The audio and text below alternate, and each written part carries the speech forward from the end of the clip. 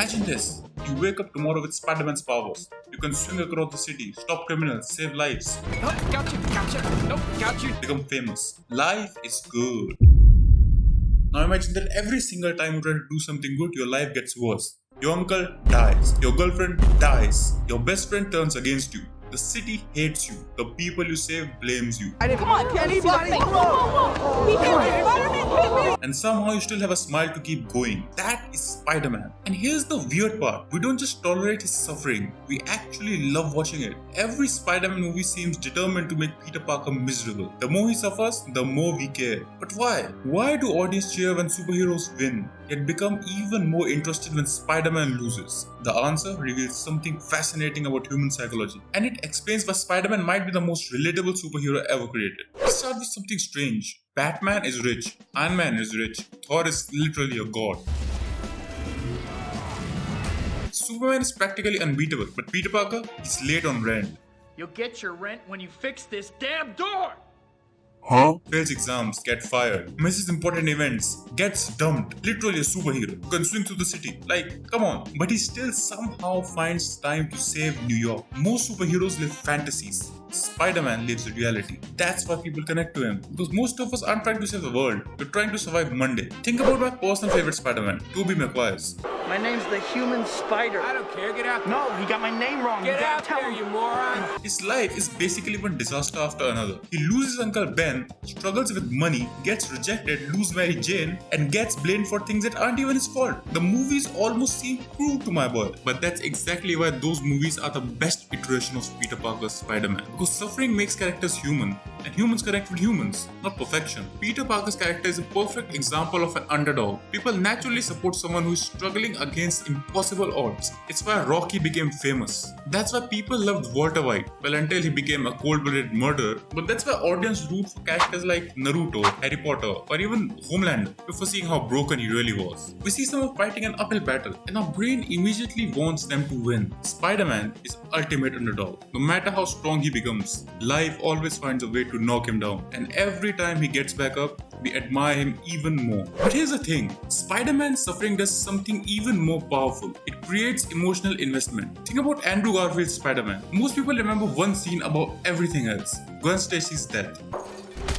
Even people who haven't watched the movie know that scene. Why? Because other than it being the most shocking moment of the movie, it has pain in it, and pain creates memory. Happy moments are nice, but painful moments stay with us. The same reason people remember Mufasa dying in The Lion King, Get up. Dad. or Glenn's death in The Walking Dead. Well, I did say it. No exceptions. That still haunts me, but or the red wedding in Game of Thrones. The Lannisters send their regards. Emotional pain burns itself into our memory. Spider-Man stories understand this perfectly. The victories feel bigger because the losses hurt first. But there's another reason we enjoy watching Spider-Man suffer. And to be honest, it's a little uncomfortable. His suffering makes us feel better about our own lives. Think about it. Most of us have problems. Bad grades, money issues, breakups, family problems. I can go on for a whole day. But then we watch Peter Parker, a guy with superpowers. And somehow his life is even worse. It creates a strange feeling of comfort, because if Spider-Man can keep going through all that, maybe we can too. His pain becomes proof that suffering isn't failure, it's just a part of life. This is also why audiences often struggle with perfect heroes. When a character never fails, they become boring. Nothing feels at risk. Nothing feels real. Compare Superman in some older movies to Spider-Man. Superman often feels untouchable. I mean, he's literally the Man of Steel. Spider-Man feels vulnerable. You worry about him, you fear for him, you care. And caring is what keeps people watching. The best example of this in recent memory might be in Spider-Man No Way Home. Peter finally gets what he wants. People know who he is. He has friends, he has MJ, he has a future. Then everything falls apart. Aunt May dies, the world forgets him, his friends forget him, he loses almost everything. And all this happens in the span of 2 days. I mean, a normal person would end it all. But Peter keeps going. And audience loved it. Not because they enjoy pain, but because sacrifice gives meaning. If Peter got everything he wanted without paying a price, the story wouldn't matter. The loss makes the hero. This is something we see everywhere. Batman's parents die, John Wick's wife and dog dog died in literally the starting 10 minutes of the movie. Great heroes aren't defined by powers, they're defined by what they endure. Spider-Man simply takes this idea further than anyone else. His suffering never ends, and that's exactly why people never stop caring about him. There's also a psychological concept called earned success. People value rewards more when they come after struggle. Imagine, Peter saved the city easily.